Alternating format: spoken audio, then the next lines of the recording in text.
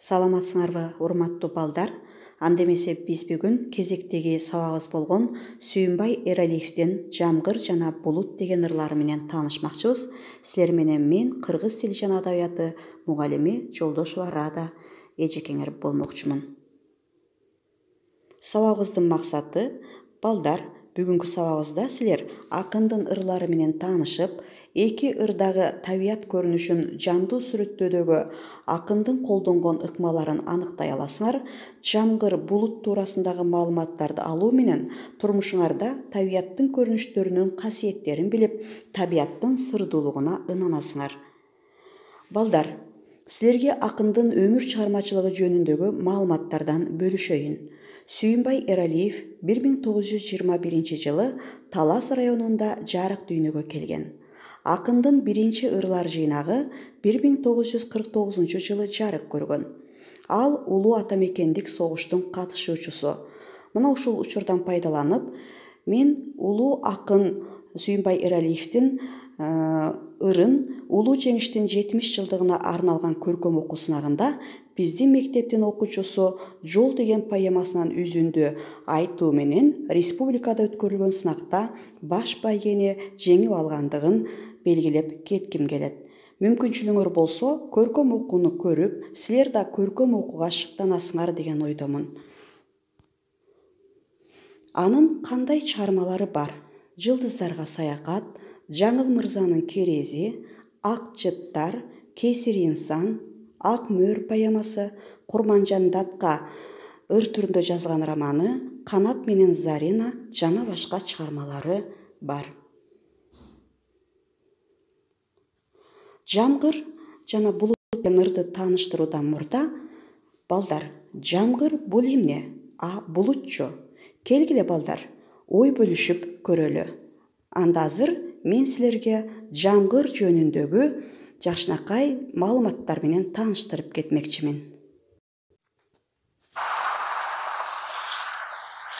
Дүйнөдөгү эң таза суу жамгыр суусу.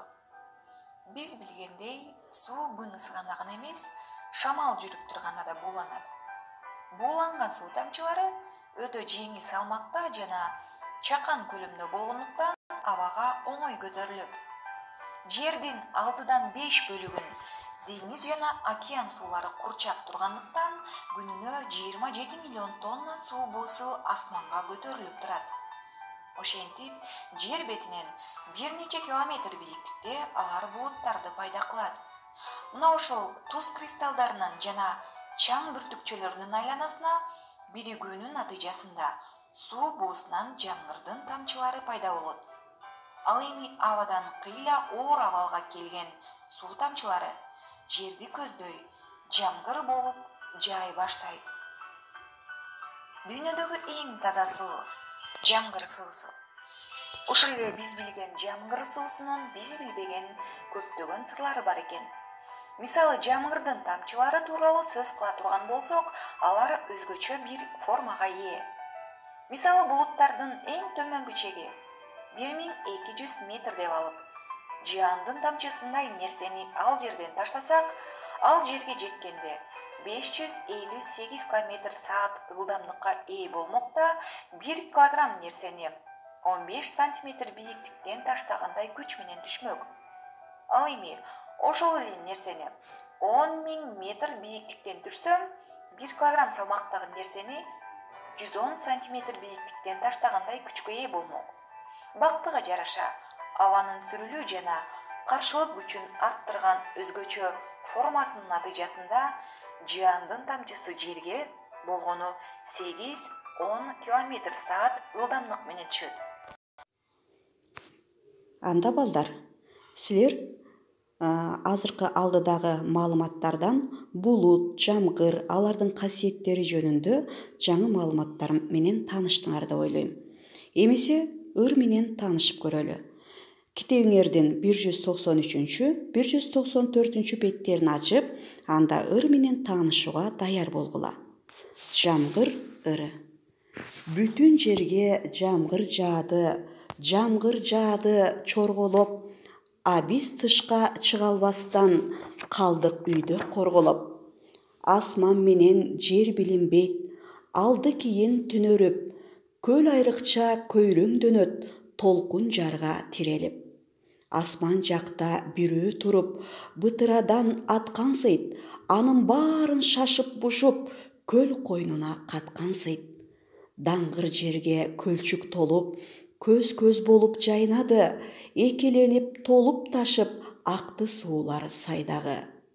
Көк тулаңдар жалтылдашты, жашаргандай кулпуруп, тоо тараптан түркүн гүлдүн жыты жыпар жыты уруп.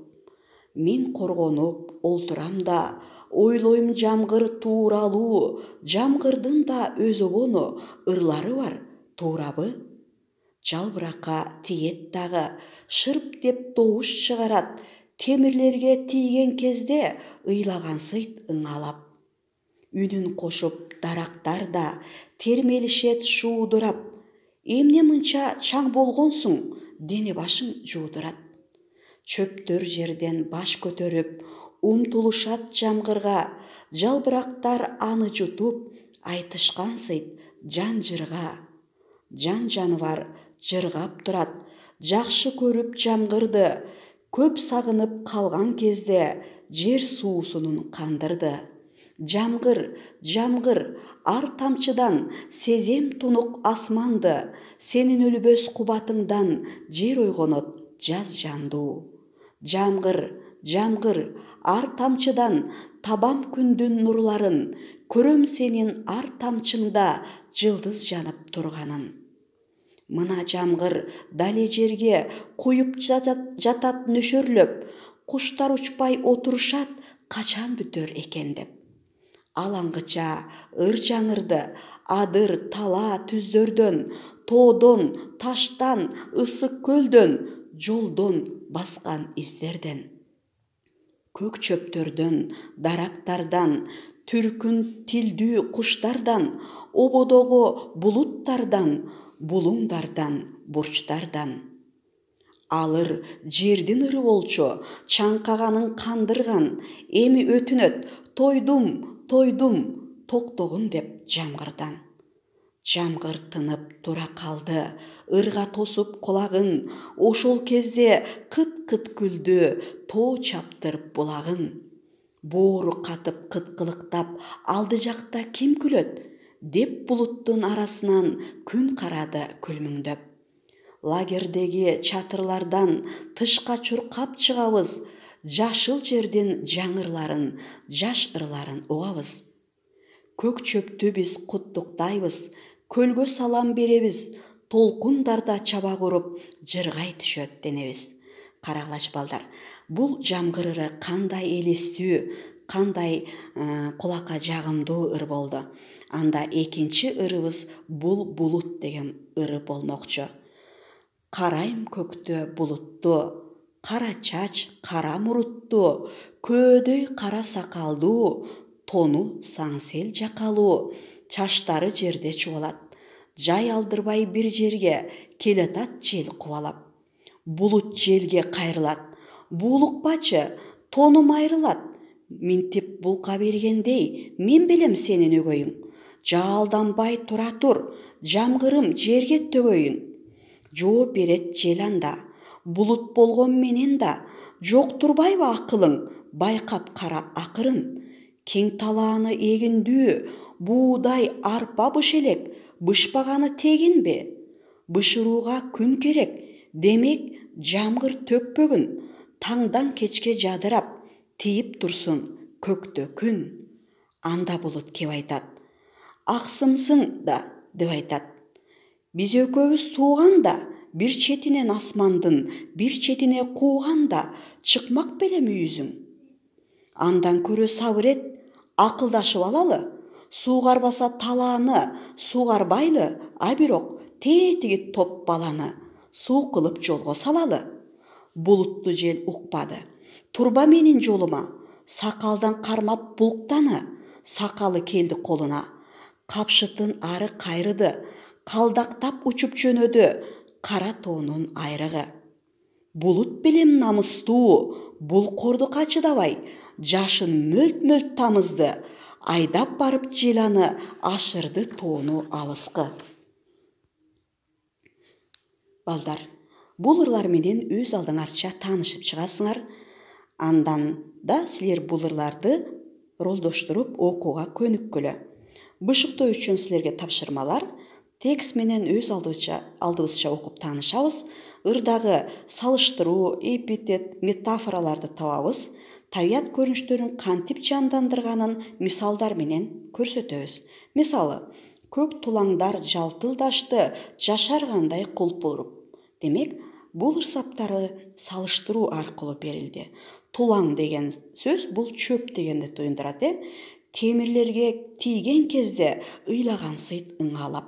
Бул сөз бул ырсаптарындагы ар бир кара тамга менен басылып турган көркөм сөз каражаттарын силер таап, көчүрүп жазып, анан кайсы троптун түрлөрү экендигин аныктайсыңар.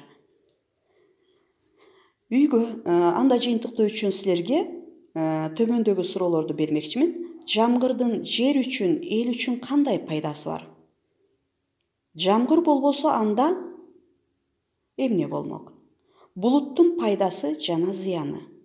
Силер ушул ырдан жамгыр менен булуттун силер билбеген, байкабаган өзгөчөлүгүн билдиңерби? Анда үй тапшырмасы ырды көркөм окууга машыгасыңар. Жогоруда мен айткандай, булут деген ырды ролдоштуруп окууга үйрөнгүлө, жаңы сөздөр менен иштеп, андан кийин ушул эки ыр боюнча Вендин диаграммасын түзүп толтуруу. Анда сабакка көңүл бөлгөнүңөргө чоң рахмат.